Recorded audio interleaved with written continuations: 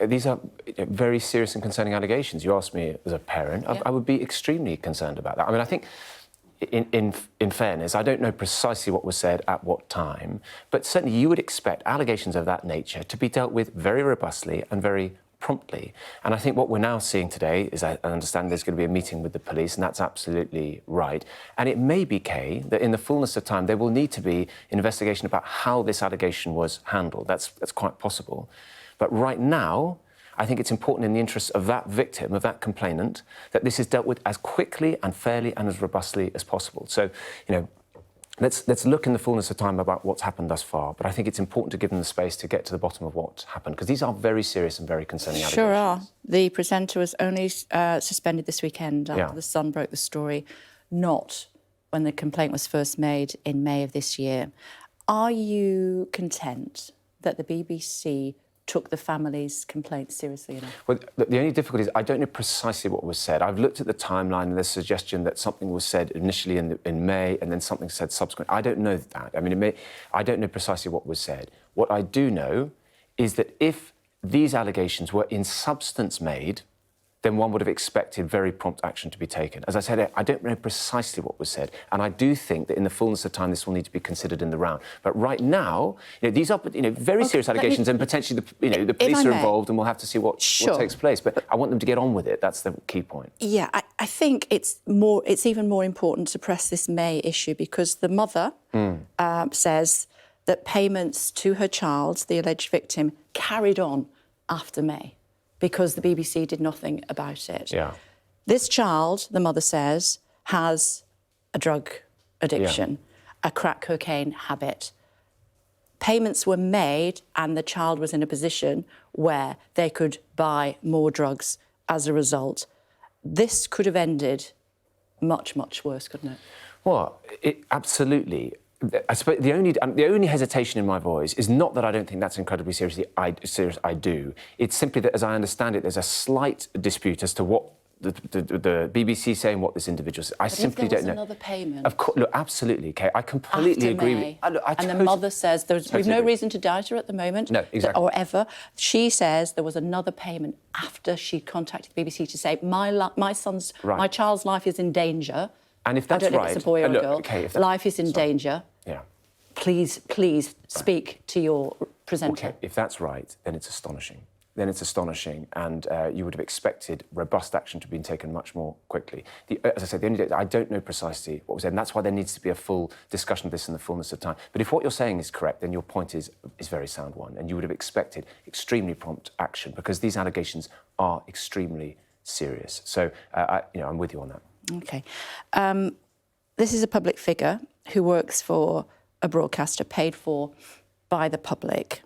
Is it in the public interest to know who the presenter is? Look, this is quite a difficult, nuanced legal issue. So, no, that's right. I mean, I'm not going to criticise them at this stage, because it will depend on all sorts of things. So, for example, if an allegation were made against you, and it was of an extremely serious nature, then I don't think it would necessarily be appropriate to name you immediately until there'd been a full investigation. And that's why, if I may say so, it's really important that time is of the essence, because there is a public interest in this, I accept.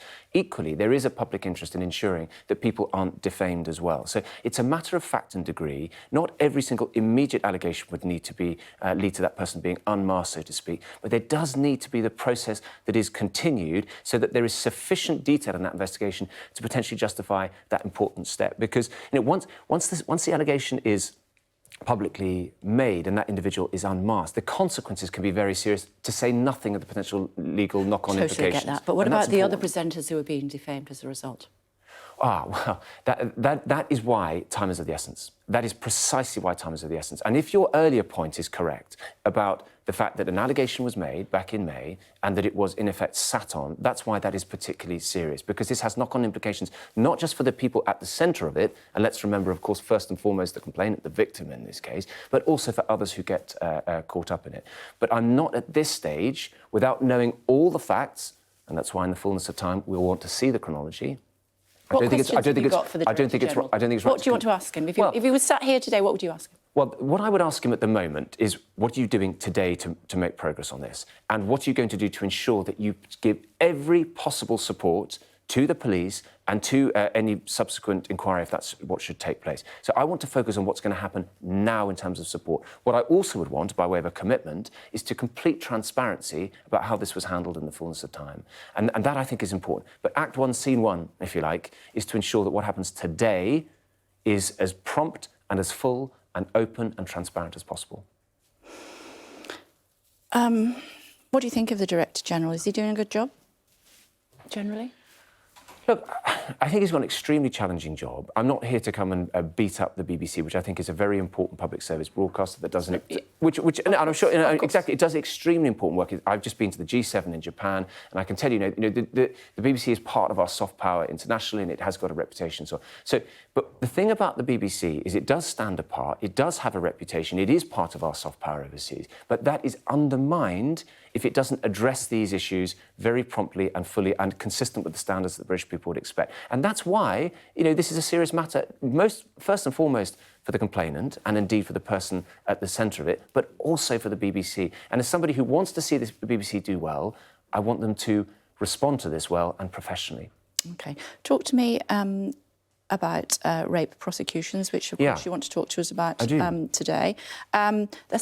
I understand what you're saying about, you're going to make sure that more people are potentially prosecuted, but the success rate is still very low.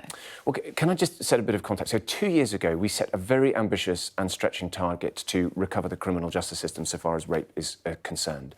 And compared to the last quarter pre-COVID, so strip out the whole impact of COVID, the number of cases referred by the police to the CPS for a charging decision is up by 130%.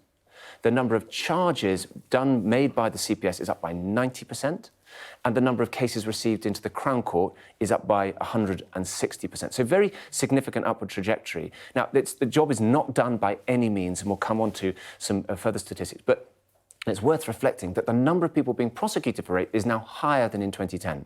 And I think, from a low bar? No, higher than in 2010. So, I mean, that wasn't a particularly low bar, but of course we want to go higher. So that's why we're rolling out this national operating model for Operation Soteria, which is how the police and the CPS work together in a far more kind of collegiate and collaborative way.